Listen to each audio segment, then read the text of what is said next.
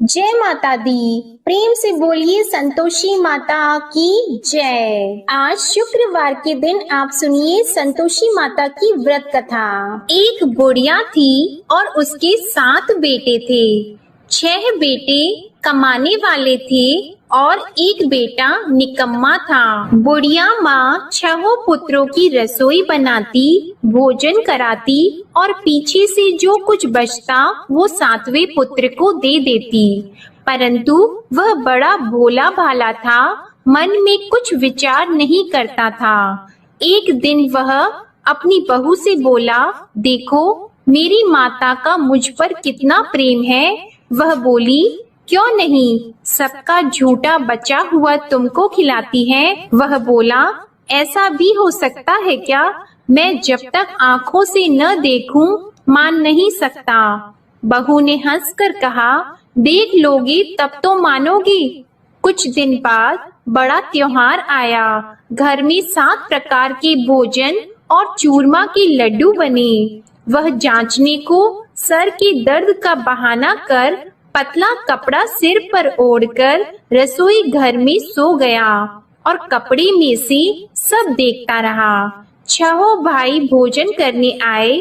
उसने देखा माँ ने उनके लिए सुंदर सुंदर आसन बिछाए, 7 प्रकार की रसोई परोसी। वह आग्रह करके जिमाती रही, वह देखता रहा।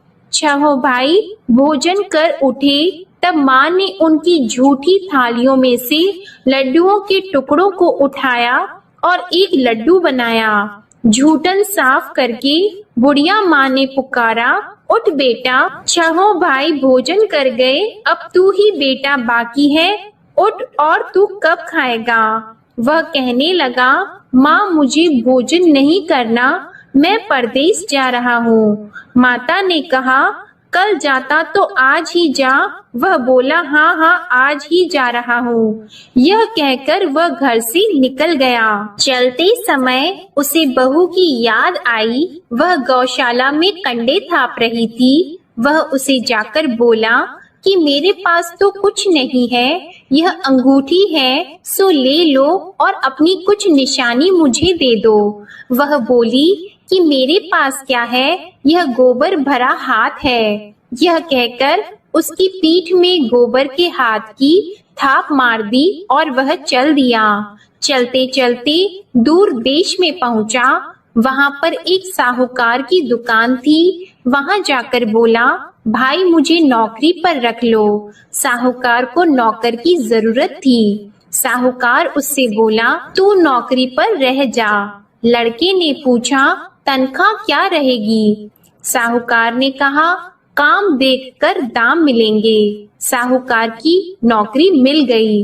वह सवेरे 6 बजे से रात्रि 12 बजे तक नौकरी करने लगा। कुछ दिनों में दुकान का लेन देन, हिसाब किताब, ग्राहकों को माल बेचना, सारा काम करने लगा। साहूकार के 7-8 नौकर थे।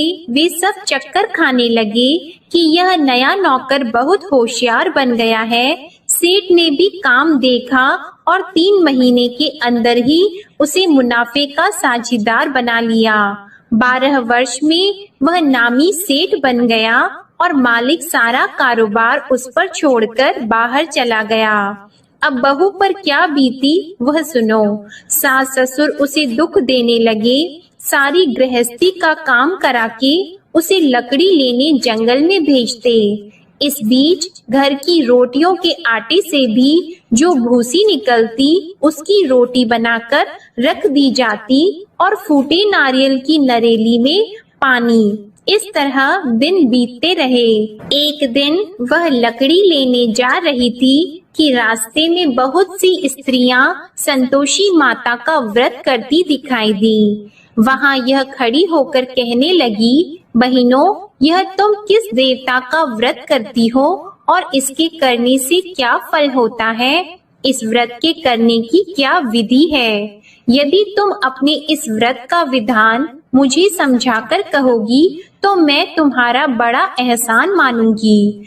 तब उनमें से एक स्त्री बोली, सुनो, यह संतोषी माता का व्रत है। इसके करने से निर्धनता दरिद्रता का नाश होता है, लक्ष्मी आती है, मन की चिंताएं दूर होती हैं, घर में सुख होने से मन को प्रसन्नता और शांति मिलती है। निपुत्री को पुत्र मिलता है, प्रीतम बाहर गया हो तो शीघ्र आता है, कुंवारी कन्या को मन पसंद वर मिलता है, राजद्वार में बहुत दिनों से मुकदमा चलता हो तो वह भी खत्म होता है, कलह क्लेश की निवृत्ति हो, सुख शांति हो, घर में धन जमा हो, पैसा जायदाद का लाभ हो और भी मन में जो कुछ कामना हो वह सब इस संतोषी माता की कृपा से पूरी होती है।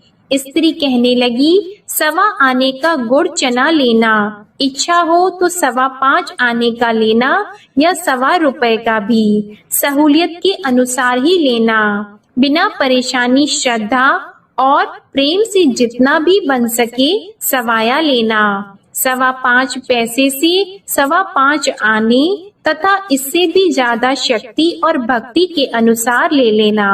हर शुक्रवार को निराहार रहकर कथा कहना और सुनना, इसके बीच क्रम टूटे नहीं, लगातार नियम पालन करते रहना। सुनने वाला कोई न मिले तो घी का दीपक जलाकर उसके आगे जल के पात्र को रखकर कथा कहना, परंतु नियम न टूटे। जब तक कार्य सिद्ध न हो नियम पालन करना और कार्य सिद्ध हो जाने पर व्रत का उद्यापन करना। 3 मास में माता फल पूरा करती है। यदि किसी के खोटे ग्रह हो तो भी माता 1 वर्ष में अवश्य कार्य सिद्ध करती हैं। कार्य सिद्ध होने पर ही उद्यापन करना चाहिए, बीच में नहीं करना चाहिए। उद्यापन में 2.5 सेर आटे का खाजा तथा इसी अनुसार से खीर तथा चने का साग बनाना। 8 लड़कों को भोजन कराना, जहाँ तक मिले देवर जेठ भाई बंधु कुटुंब के लड़के लेना, न मिले तो रिश्तेदारों और पड़ोसियों के लड़के बुलाना, उन्हें भोजन कराकर यथाशक्ति दक्षिणा देना और माता का नियम पूरा करना। उस दिन घर में कोई खटाई नहीं बनाना। यह सब सुनकर बुढ़िया की बहू वहां से चल दी। रास्ते में लकड़ी के बोझ को बेच दिया और उन पैसों से गुड़ चना लेकर माता के व्रत की तैयारी करने लगी। आगे चली और सामने मंदिर है। यह सुनकर माता के मंदिर में जाकर माता के चरणों में लौटने लगी। इसके बाद वह माँ से विनती करने लगी कि हे माँ, मैं निपट मूर्ख हूँ, व्रत के नियम कुछ नहीं जानती हूँ, मैं बहुत दुखी हूँ। हे माता जग जननी, मेरा दुख दूर करो, मैं आपकी शरण में हूँ। माता को दया आई। एक शुक्रवार बीता कि दूसरे शुक्रवार को ही इसके पति का पत्र आया और तीसरे को उसका भेजा हुआ पैसा भी आ पहुँचा। यह देखकर जेठानी मुंह सिकोड़ने लगी। इतने दिनों में इतना पैसा आया, इसमें क्या बढ़ाव है। लड़के ताने देने लगे कि काकी के पास अब पत्र आने लगे, रुपए आने लगा, अब तो काकी की खातिर बढ़ जाएगी, अब तो काकी बुलाने से भी नहीं बोलेगी। बेचारी सरलता से यह कहती है कि भैया पत्र आएगा, रुपए आएंगे तो हम सबके लिए अच्छा है। ऐसा कहकर आंखों में आंसू भरकर संतोषी माता के मंदिर में आकर मातेश्वरी के चरणों में गिरकर रोने लगी। माँ, मैंने तुमसे पैसा नहीं मांगा, मुझे पैसे से क्या काम है, मुझे तो अपनी सुहाग से काम है, मैं तो अपने स्वामी की दर्शन और सेवा मांगती हूँ। तब माता ने प्रसन्न होकर कहा, जा बेटी, तेरा स्वामी आएगा। यह सुनकर खुशी से वह बावली होकर घर जाकर काम करने लगी। अब संतोषी माँ विचार करने लगी, इस भोली पुत्री से मैंने कह तो दिया कि तेरा पति आएगा, पर आएगा कहाँ से? वह तो इसे स्वप्न में भी याद नहीं करता। इसे याद दिलाने तो मुझे ही जाना पड़ेगा। इस तरह माता उस बुढ़िया के बेटे के पास जाकर स्वप्न में प्रकट होकर कहने लगी, साहूकार के बेटे, सोता है या जागता है? वह कहता है, माता सोता भी नहीं हूँ, जागता भी नहीं हूँ, बीच में ही हूँ, कहो क्या आज्ञा है। माँ कहने लगी, तेरा घर बार है या नहीं? वह बोला, मेरा सब कुछ है माता, माँ बाप भाई बहन बहू क्या कमी है? माँ बोली, पुत्र तेरी घरवाली कष्ट उठा रही है, माँ बाप उसे दुख दे रहे हैं, वह तेरे लिए तरस रही है, तू उसकी सुध ले।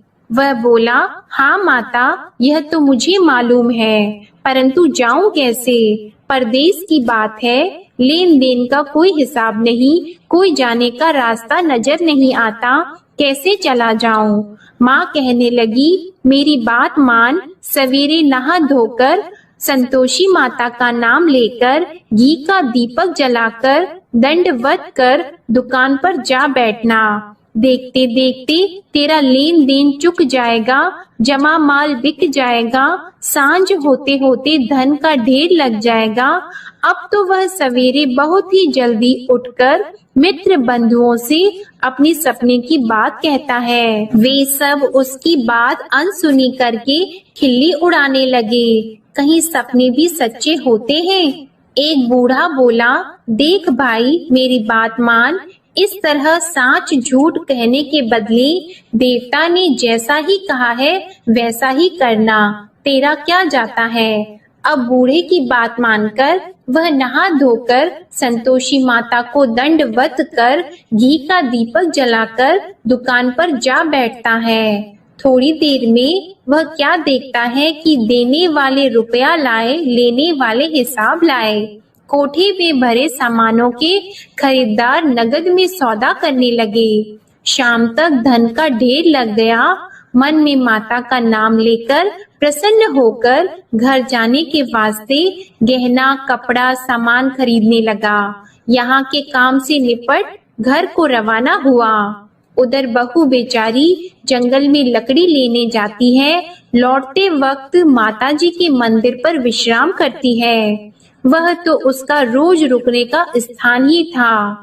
दूर धूल उड़ती देखकर वह माता से पूछती है, हे माता यह धूल कैसे उड़ रही है? माँ कहती है, हे पुत्री तेरा पति आ रहा है, अब तू ऐसा कर लकड़ियों के 3 बोझ बना ले, एक नदी के किनारे रख, दूसरा मेरे मंदिर पर और तीसरा अपने सिर पर रख। तेरे पति को लकड़ी का गट्ठा देकर मोह पैदा होगा, वह यहाँ रुकेगा, नाश्ता पानी बनाकर खाकर माँ से मिलने जाएगा।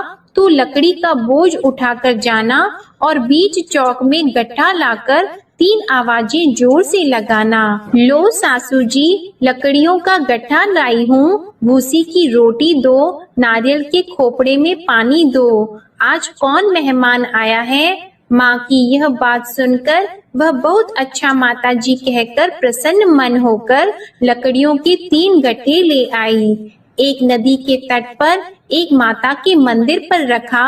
इतने में ही वह मुसाफिर आ पहुँचा। सूखी लकड़ी देखकर उसकी इच्छा हुई कि अब यहीं निवास करें और भोजन बनाकर खा पीकर गांव जाएं। इस प्रकार भोजन बनाकर विश्राम लेकर गांव को गया। उसी समय बहू सिर पर लकड़ी का गट्ठा लिए आती है।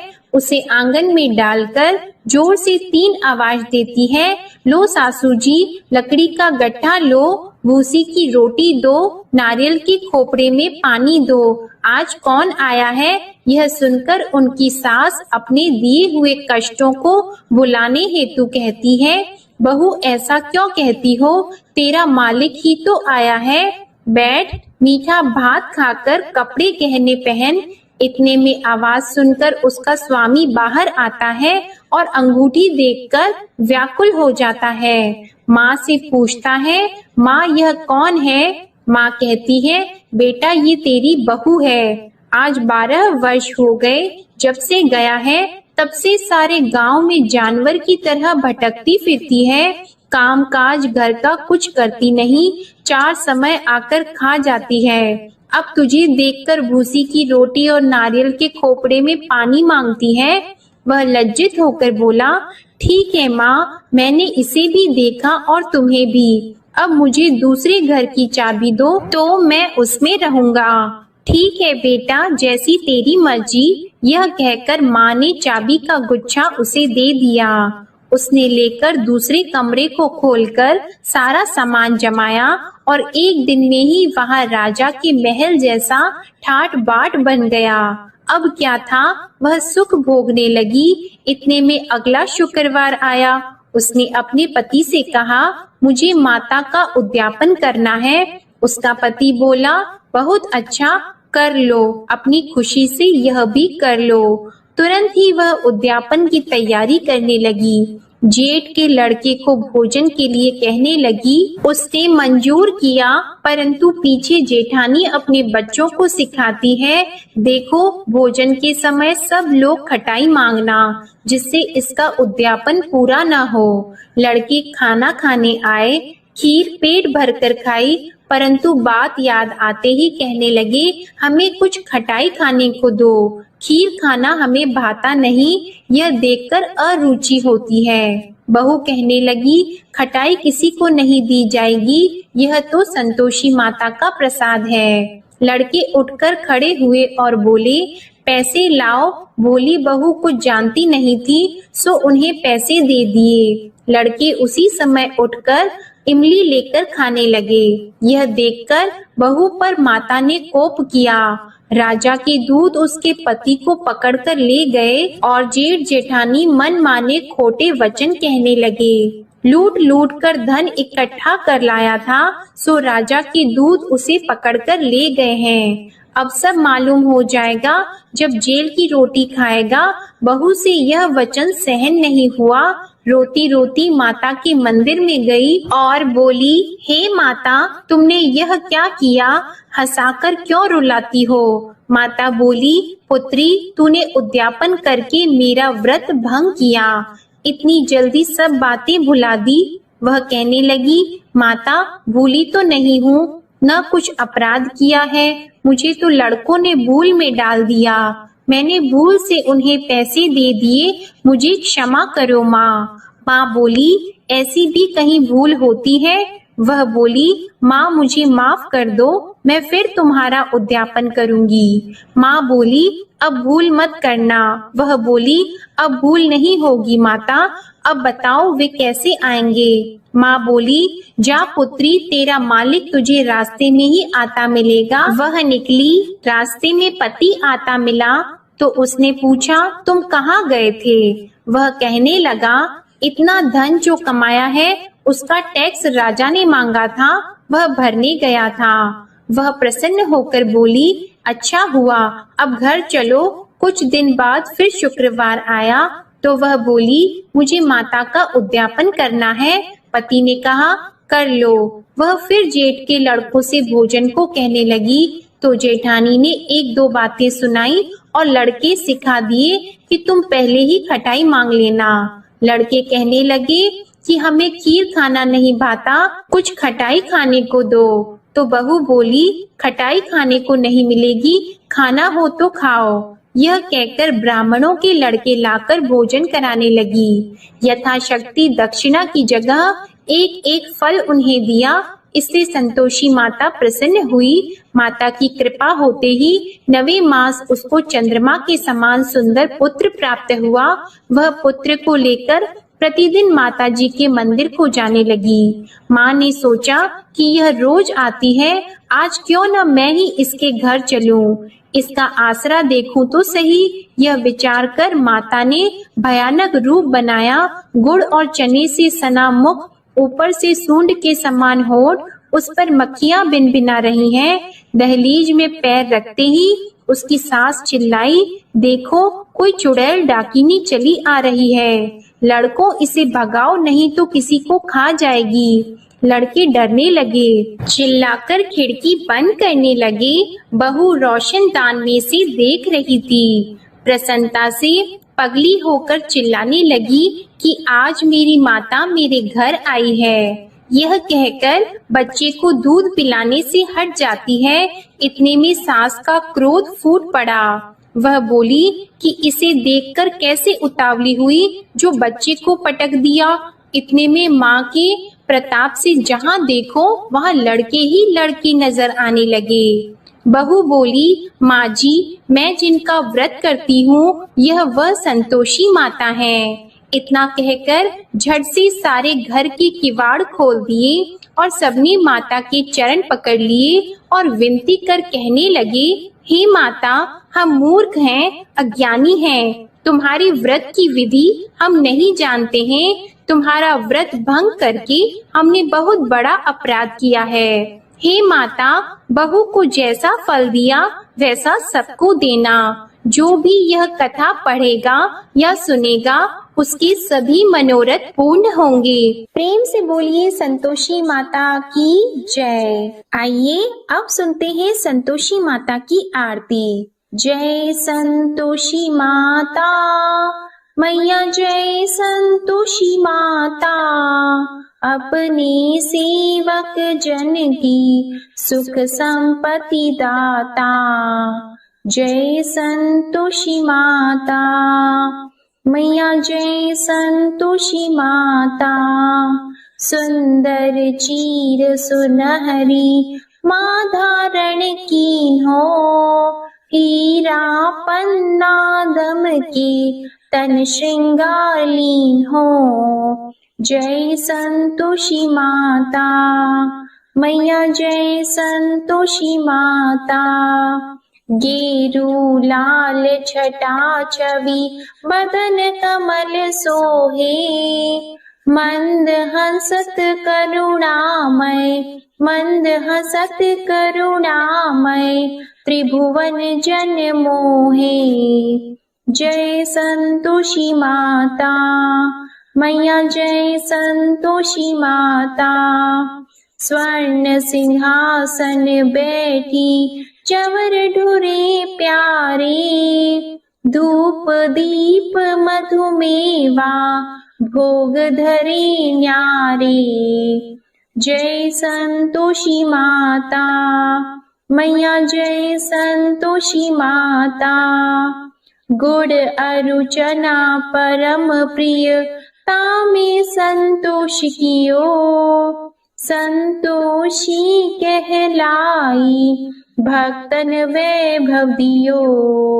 जय संतोषी माता मैया, जय संतोषी माता, शुक्रवार प्रिय मानत आज दिवस सोही। भक्त मंडली छाई कथा सुनत मोही। जय संतोषी माता मैया, जय संतोषी माता, मंदिर जगमग ज्योति मंगल ध्वनि छाई। विनय करे हम बालक चरणन सिर नाई।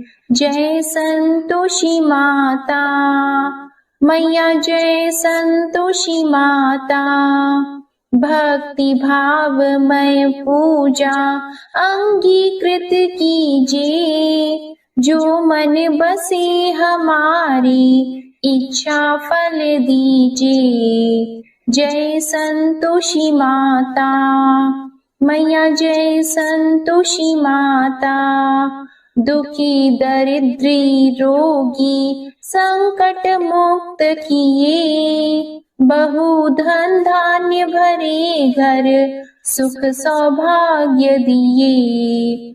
जय संतोषी माता मैया, जय संतोषी माता, ध्यान धरियो जिस जन ने मन वांछित फल पायो।